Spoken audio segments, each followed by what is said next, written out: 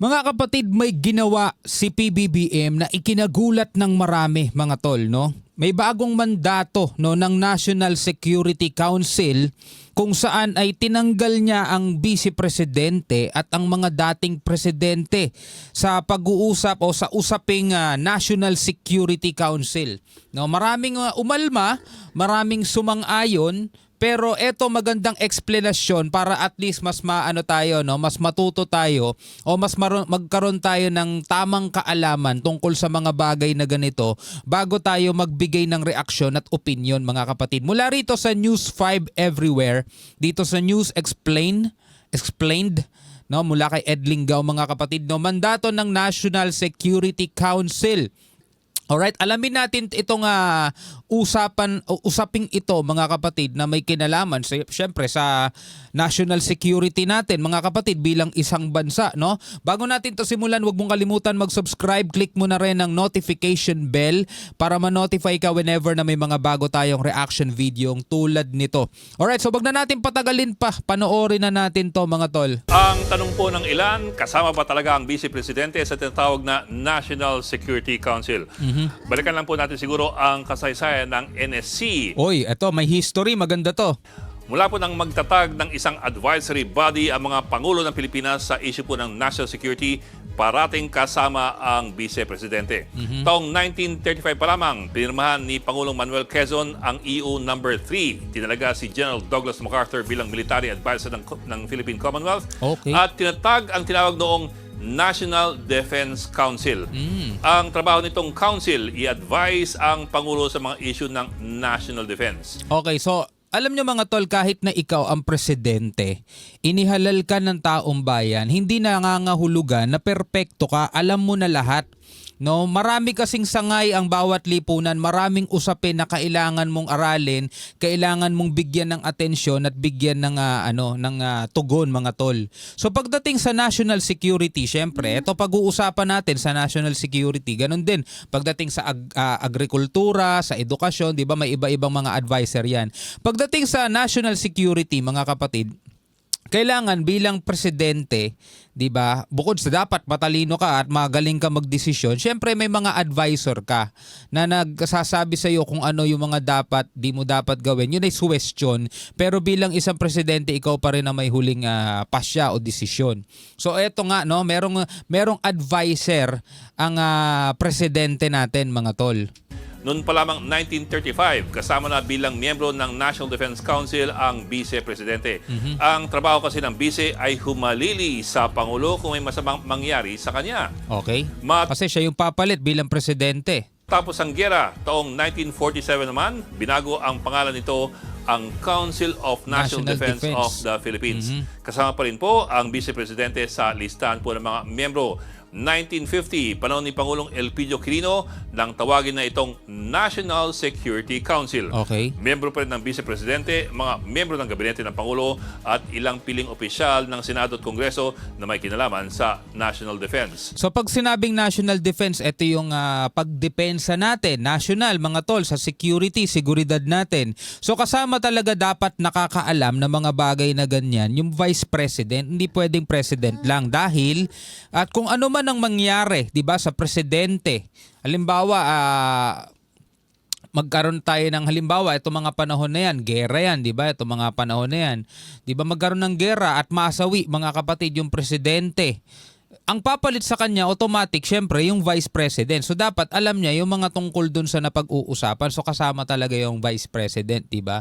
Pero ang issue kasi ngayon, mga tol, no, tinanggal, hindi na isinama ni Marcos, ni President Marcos, ang Vice President at yung mga at mga nakaraang president na buhay pa, no? At ilang piling opisyal ng Senado at Kongreso na may kinalaman sa National Defense. Pero taong 1987 nang talagang palawakin ang trabaho ng National Security Council sa pamamagitan ng Administrative Code of 1987. Advisory body po ito sa mga issue ng domestic, foreign, military, political economic, at pati po social, economic, educational, social, policies and related to national security. educational. Basta't may kinalaman daw sa national security. Ito pa, trabaho po ng NSC na i-analyze ang mga pangyayari dito at sa ibang bansa para makabalangkas ng polisiya ang pamahalaan. Ang mga membro nito, ang presidente bilang chairman ng NSC, ang vice-presidente at ilang piling miyembro ng gabinete. Okay. At meron pang mas maliit na grupo sa NSC, ang tinatawag na Executive Committee. Ito po ang mismo nagbabalangkas ng mga polisiya sa pagmamando ng Pangulo. Panahon ni Pangulong Fidel Ramos, pinalawak ang membership ng NSC at dinagdag ang mga kalihim ng DOST, DTI, Finance, DNR at pati ang NEDA. So talagang lahatan na, no? Sinama na. Ngayon, taong 2001, pinalawak pa ito lalo ni Pangulong Gloria Arroyo. So ito na, idinagdag niya na yung mga former presidents, no? Siyempre, may mga kaalaman din yun kung paano nila pinatakbo yung administrasyon nila dati. So baka pagbigay pa ng advice. At po ng mga dating Pangulo na buhay pa ay sinama na rin sa National Security Council.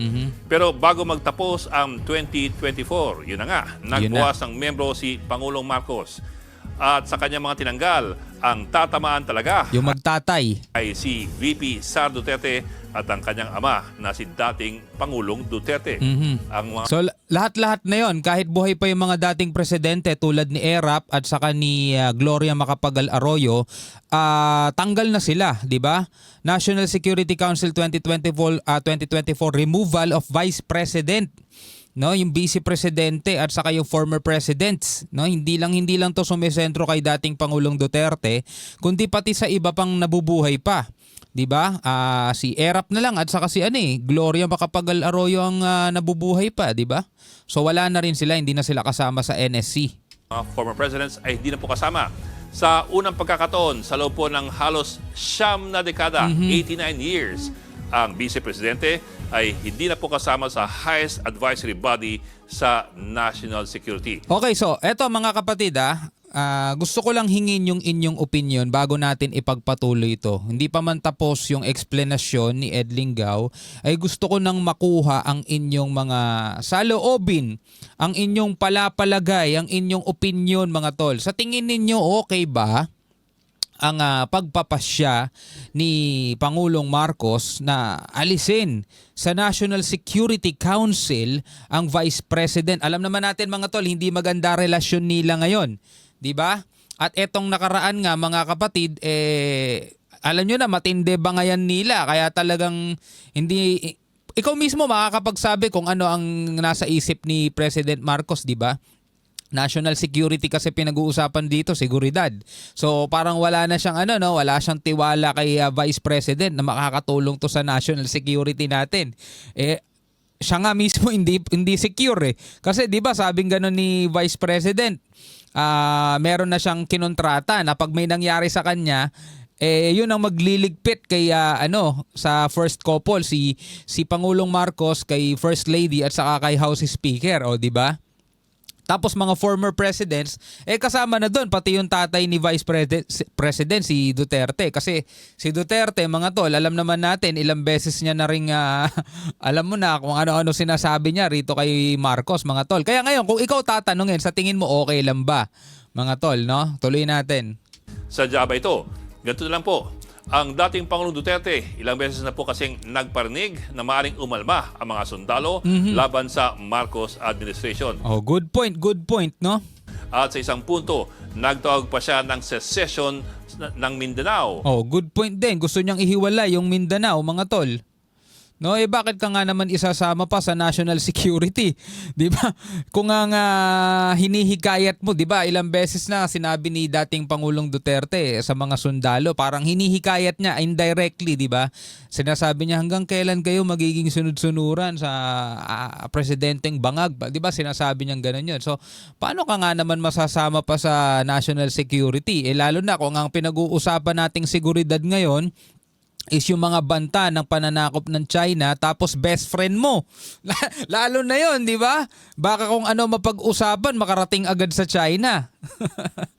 Di ba? Best friend mo si Xi Jinping. Baka kung may pinag-uusapan dito sa National Security Council kung ano yung mga dapat maging hakbang, paano lalabanan ang China, hindi pa man na-execute, nalaman na agad ng China. Pwede mangyari yun, lalo-lalo na kung best friend mo si Xi Jinping, di ba?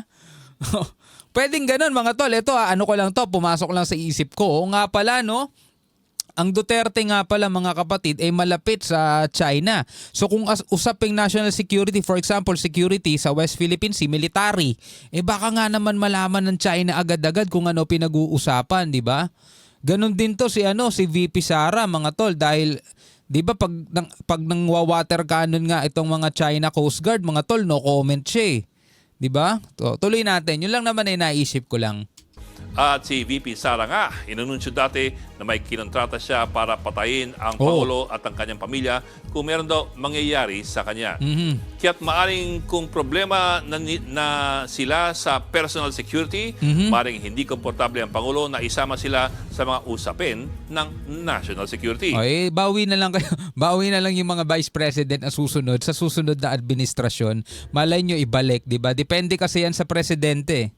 Pero kung tutuusin, hindi naman po talaga kailangang formal na tanggalin sa NSC ang mga ito dahil matagal na rin pong hindi pinapatawag ang National Security Council. Isa pa, anumang oras naman ay maring pulungin ng Pangulo ang kanyang security advisors na hindi naman kinoconvene ang NSC. So sa madaling salita, malamang na ang paglabas ng Executive Order No. 81 ay isa lamang politikal na mensahe na gustong ipaabot ng Malacanang sa kampo ng mga Duterte. Direct to the point mga tol. Yan ang mga magagaling na balita, no? Direct to the point na. Hindi naman pala kailangan official na tanggalin, pwede namang hindi ipatawag, pwede namang hindi, matagal na daw hindi pinapatawag, pero isang political message sa kampo ng mga Duterte. Diba? Ano sa tingin ninyo mga tol, no? Comment kayo sa ibaba. At pwede kayong magbigay ng inyong opinion at pwede kayong magbigay ng inyong saloobin. Hanggang sa muli, ako nga pala si Shobal D. Peace out.